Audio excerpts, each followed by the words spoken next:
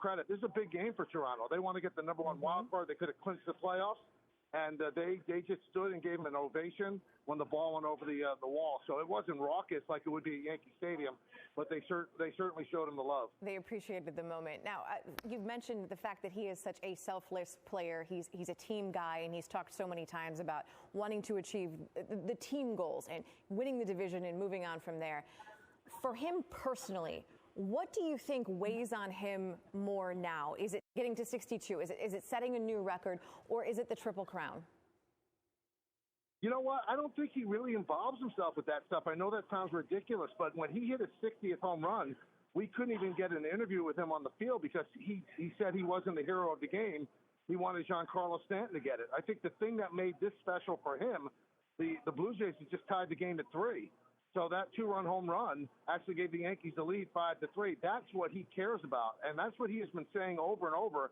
So you got to just kind of think it's not lip service. He really does care about how this fits into the team concept. And I'll tell you one thing that we've noticed, even through the 7 games plus this one, he never expanded the strike zone.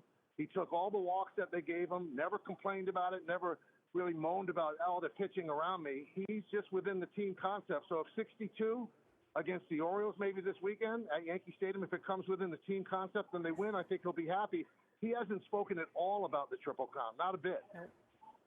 It obviously wasn't just about Aaron Judge, at least in that moment, because, I mean, you've talked this week about feeling a little anxious about making the call when it finally happened. So for you personally, how do you feel? I feel okay. Obviously, it's not about me. I was asked, do you feel any nerves about this? And, I've been so lucky that, broadcasting the Yankees for 31 years, there have been a lot of great moments to call, and I've been lucky with those calls, and I just didn't want to mess it up. So that gives you a little moment of anxiousness, but I didn't stumble through anything, so I feel pretty good. No, you did not stumble at all, and neither did he. We appreciate the time. Thank you. Of course, my pleasure. All right, so not only did Aaron Judge tie the American League record with his 61st home run of the season, he also leads all 3 categories for the AL Triple Crown. Judge is looking to become the first Triple Crown winner since Miggy in 2012. And we haven't even scratched the surface of Aaron Judge's record-tying swing in the pursuit to snag that historic home run ball. That's coming up on SportsCenter. Here's a number. The Dodgers are sitting on 106. One more, and it's a new franchise record. But the problem is they got to get past the Padres. Check out this pitching lineup. Julio Urias for the Dodgers, Joe Musgrove for the Padres. Scoreless in the 5th. Musgrove, bases loaded. Got Joey Gallo. 4-seamer out of the jam. He went 5. Quality. We go to the 6th. It's Urias now in a jam. He's got runners on the corners. Jake Cronenworth getting a hold of it. Trey Turner tracking. Urias went 6, struck out 5, and he lowered his ERA to an NL best 2.17. Not bad. Extra, because no one wanted to score. Mookie Betts starting on 2nd in extras. Steven Wilson's pitch gets by.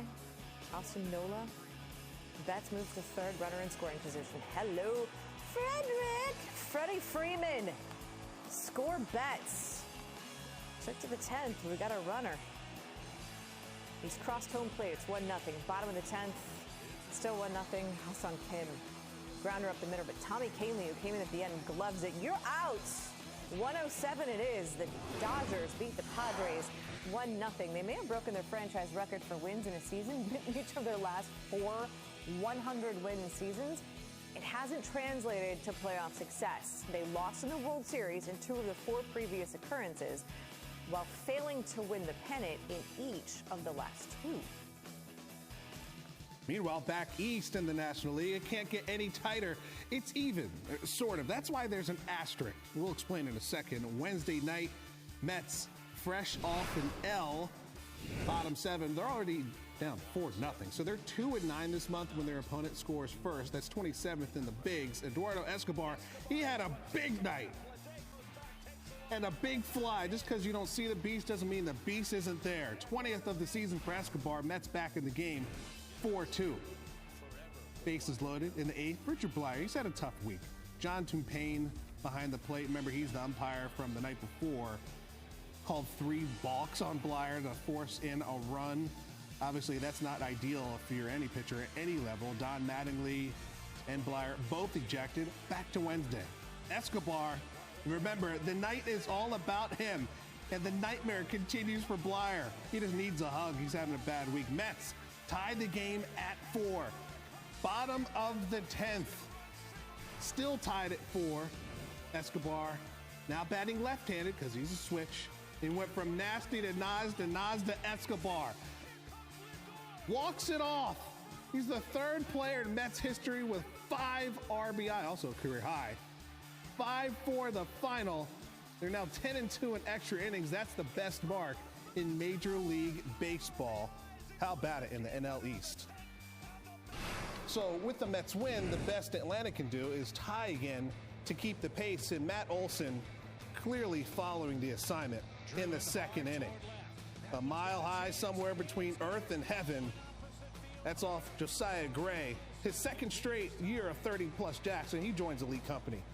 Hank Aaron, Chipper Jones, Freddie Freeman, Ozzie Albies, 40-plus doubles, 30-plus jacks in a single year. Top 5, Ronald Acuna Jr. with a runner on first.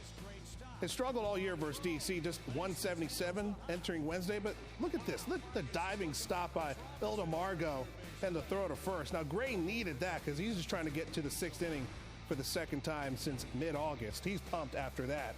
Top 8, Michael Harris II. This guy has such a future. He's hitting 3rd in the lineup for the first time. And that throw to first, that ball gets away. Harris was huge, 1 for 5, but that one ties it up at 2. So the Braves record at extras, we're at 500, 6-6. Well, they're 6-7 after this one. C.J. Abrams, the hero, his first career walk-off, wins it for the Nationals, 3-2. And now the Braves, they fall a game back of New York. So here's Wednesday's results. These two meet 3 times this weekend. And the Braves, well, they have to sweep the series to win back to tiebreaker, currently owned by the Mets. Winning this division, it's a big deal comes playoff time, as the NL East champion will get a bye to the NLDS. Hurricane Ian is currently wreaking havoc across Florida. Now, this made landfall as a Category 4 hurricane, and it's already being called one of the most powerful storms in U.S. history. The images out of places like Fort Myers, they're horrifying and in some cases catastrophic. It's also estimated nearly 2 million people are without power. Ian's impact obviously will not be fully known for days. In anticipation of the storm, the Bucs relocated their players, coaches, and some of their families to South Florida, where they've practiced at the Dolphins facility. Their game this weekend against the Chiefs is supposed to be in Tampa, but the NFL has said it won't do anything to negatively impact public safety efforts in affected areas. So Bank of America Stadium in Minneapolis is the contingency site. Playing quarterback often means that you are the chaser, not the chasee. Jalen Hurts, however, he might need his hiking boots to chase down what he's looking for, and we're not done. We got so much more to come on Judge's big swing for 61. More reaction from around the league when we come back. It's Max and Nicole rocking with you on SportsCenter.